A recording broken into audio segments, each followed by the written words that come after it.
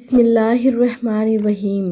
زینب T V کی طرف سے میں آپ لوگوں کے ساتھ ارشاد باری تعالیٰ شیئر کرنے جا رہی ہوں کہ جہنم کا عذاب سورۃ نساء کی آیت نمبر 56 ہے۔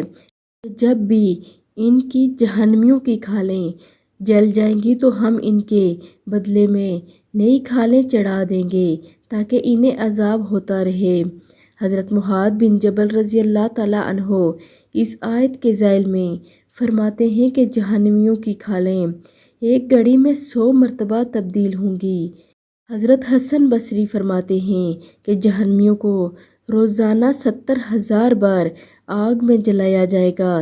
جب بھی وہ جل کر راکھ ہو جائیں گے تو ان سے کہا جائے گا پہلی حالت پر ہو جاؤ، وہ اسی طرح ہو جائیں گے اور پھر سے عذاب شروع ہو جائے گا۔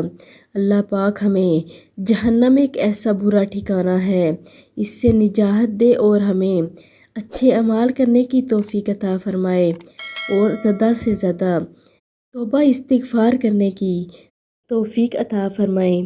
آمین ثم آمین۔